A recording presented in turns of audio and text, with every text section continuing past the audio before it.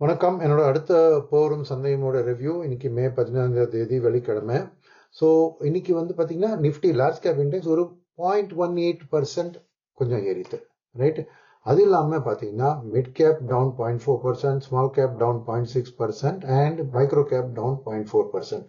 And advance decline பார்த்தீங்கன்னா 1000 stock மேலே ஏறித்து almost 2000 stock கீழே வந்தது. ஸோ கிளியரா இன்னைக்கு ஒரு ப்ராடர் மார்க்கெட்ல செல்லிங் இருந்தது. யாரு? டொமஸ்டிக் இன்வெஸ்டர்ஸ் சேர்ந்து. ஏன்னா டிஐஎஸ் பார்த்தீங்கன்னா இன்னைக்கு 2000 கோடி நெட் செல்லர்ஸாக இருந்தாங்க. ஸோ கிளியராக இன்னைக்கு அவங்க ப்ராஃபிட் புக் பண்ணாங்க.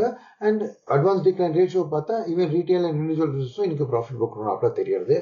ஏன்னா எது வர்ஸ்ட் பர்ஃபார்மிங் செக்டர்னு பார்த்தீங்கன்னா இதெல்லாம் 1 இயர்ல நல்லா பண்ணியிருக்கோம்.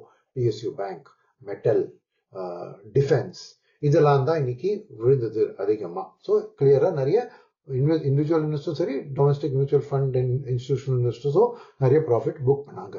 ஆனா விசித்திரமா இன்னைக்கு நடந்த விஷயம் என்னன்னா எஃப்ஐஐஸ் இன்னைக்கு பாசிட்டிவா 1300 கோடி வாங்கியிருக்காங்க.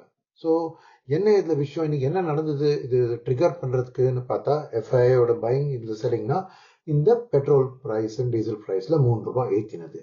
ஸோ கிளியரா டொமஸ்டிக் இன்வெஸ்டர்ஸ்க்கு அது பிடிக்கல. ஏன்னா வெறும் 3 ரூபா தான் ஏற்றினாங்க. ஏன்னா அது ஒரு பெரிய விஷயம். ஏன்னா $65-70 இருந்த பிரெண்ட் குரூட் 105-110 கிட்ட போறதுன்னா $40-50 ஏறினதுல நீ வெறும் 3 ரூபாய் பாஸ் ஆன பண்ணீங்கன்னா மிச்சது யார் தலையில கட்ட போறீங்க? ஓஎம்சி தலையில கட்ட போறீங்களா இல்ல கவர்மெண்ட் தான் தலையிலே கட்டிக்க போறது? பிசிக்கல் டெபிசிட் எல்லாம் என்ன ஆக போகுது? அப்போ ரிஸ்க் என்ன ஆகுது என்னன்னு அது ஒரு பயத்துல இன்னைக்கு இந்த ரேட் ஹைக் வந்து ஒரு சரியாவே ரிசீவ் பண்ணல டொமஸ்டிக் இன்வெஸ்டர்ஸ். அது கிளியரா தெரியுது. ஆனா எஃப்ஐஎஸ் இதை ஏன் பாசிட்டிவா எடுத்துனாங்க? ஒருவேளை ஒரு ஆன்சர் அதுக்கு என்னன்னா அவங்களுக்கு அட்லீஸ்ட் இந்த கவர்மெண்ட் கொஞ்சமாவது ஒரு கஷ்டமான டிசிஷன் ரீட்டைலுக்கு பாஸ் ஆன் பண்றது எடுத்தாங்களே, அதே பெரிய விஷயம். இல்லைன்னா எல்லாமே பிசிக்கல்ல வந்தா கண்ட்ரியோட பிசிக்கல் டெபிசிட், அதுக்கப்புறம் இன்ஃபிளேஷன், அதுக்கு காரணம் அதெல்லாம் வந்து ரொம்ப இதாயிடும். ரிஸ்க் ரேட்டிங்ல டென்ஷன் வரும். ஸோ ஒருவேளை இந்த கவர்மெண்ட் எடுத்த டெசிஷன்ல அவங்க கொஞ்சம் சரி இந்த கவர்மெண்ட் வந்து பிராக்டிக்கலா ரியலிஸ்டிக்கா பேசுறது இல்ல, இந்த எலெக்ஷனுக்காக உட்காந்து எல்லாத்தையும் தன் தலையிலே வச்சிருந்து ரீட்டைலுக்கு 1 ரூபாய் கூட பாஸ் ஆன் பண்ணாம இருந்தது ஒருவேளை அவங்களுக்கு பிடிக்காம இருந்திருக்கலாம் அப்படின்னு இது ஒரு ஊகிச்சிருப்பேன். பட் ரெண்டாவது இன்னொரு விஷயம் நான் பார்த்தேன்னா இன்னைக்கு ஆக்சுவலா பாசிட்டிவ் ஆகிறதுக்கு அதிகமா ஜியோ பொலிட்டிக்கல் விஷயம் இல்லை. ஏன்னா பிரெண்ட் க்ரூட் 105 108 போச்சு. இன்னொன்னு டாலர் அங்க ஸ்ட்ராங் ஆச்சு. US interest rate 4.55% 10 year interest rate வளர்ந்தது. ஸோ கிளியரா மணி வந்து டாலருக்கு அசெட்ஸ்க்கு உள்ள போறதுக்கான வாய்ப்பு. ஸோ அதோட எஃபெக்ட் இங்கே ருபி மேலேயும் தெரிஞ்சது. ஏன்னா ருபி வந்து ஃபர்ஸ்ட் டைம் ஹிஸ்டரியில 96 கிராஸ் பண்ணிட்டு டியூரிங் த டே. அப்புறம் கொஞ்சம் ஆர்பிஐ கண்ட்ரோல் பண்ணி ஆக்ஷன்ஸ் எடுத்ததுனால அது ஒரு 95-96 எண்ட் ஆச்சு. பட் இந்த 1 இயர் ஃபார்வர்டுக்கு பார்த்தீங்கன்னா 388 ஸ்வாப் பாயிண்ட்ஸ் கேட்கறது கவர் பண்றதுக்கு. அப்படின்னா 1 இயர் கழிச்சு கரன்சி மார்க்கெட் சொல்றது ருபி வந்து 99-80 கிட்ட இருக்கணும்னு.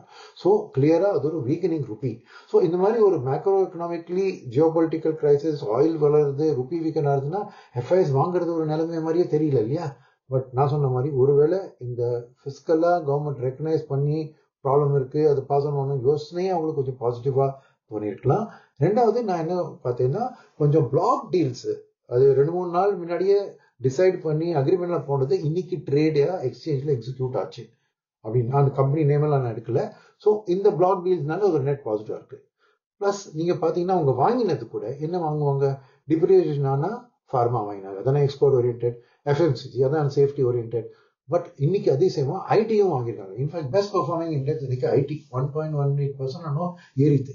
அதையும் வாங்கினாங்கன்னா இத்தனை நாளா இந்த ருபி வீக்கன் ஆடிச்சு கூட ஐடியை தொடலை. அவங்க இந்த ஏஐனால அதை தாக்கினே இருந்தாங்க. பட் இப்போ பாத்தீங்கன்னா ஒருவேளை 1 இயர் இந்த இயர் டு டேட் ஜனவரியில இருந்து இப்போ ஐடி 27% விழுந்திருக்கு. ஸோ ஒருவேளை அவங்களுக்கு ஒரு ஃபீலிங் என்னன்னா 27% விழுந்துச்சு, இனிமே அந்த அளவுக்கு விழுறதுக்கு வாய்ப்பு இல்லை. பட் அவங்களோட ஏர்னிங்ஸ்ல இந்த கரன்சி டிப்ரிசியேஷனோட பெனிஃபிட் டெஃபினட்டா அவங்களுக்கு தெரியும்னு சொல்லிட்டு கொஞ்சம் பாட்டம் ஃபிஷிங் மாதிரி கொஞ்சம் வாங்க ஆரம்பிச்சிருக்கலாம். ஸோ இதுதான் என்னோட ஓவரால் அண்டர்ஸ்டாண்டிங். ஸோ இந்த எஃப்ஐஐ பையிங் வந்து பெருசா ஒன்றும் அவங்களோட வியூ மாறினாப்புல எனக்கு ஒன்றும் தெரியல. அண்ட் அடுத்த வாரம் பார்க்கலாம். ஸோ இப்போ இது இன்னைக்கு மார்க்கெட்டோட ரிவ்யூவோடு முடிக்கிறேன். ஏன்னா மண்டேக்கு என்ன போறதுன்னு பொறுத்து இன்னைக்கு பேசி பிரயோஜனம் இல்லை. பிகாஸ் இன்னும் 2 நாள்ல எனக்குமே நடக்கலாம். ட்ரம்ப் சைனால இருக்காரு, திரும்பி வந்து என்ன பேச போறாரு என்னன்னு தெரியல. ஸோ நான் அந்த சண்டே நைட் மண்டே மார்னிங்க்கு வீக்லி ரிவ்யூ ஒன்று போடுவேன் இல்லையா, அதுல நான் மண்டே பத்தி என்ன outlook and for the week outlook அப்போ பேசுறச்சு அதை கவர் பண்ணிக்கலாம். மற்றபடி வேற எதுவும் மாற்ற வேண்டிய அவசியம் இல்லை. மார்க்கெட் இப்படி தான் இருந்தது. ஸோ நன்றி, வணக்கம். அடுத்த ரிவ்யூல சந்திப்போம்.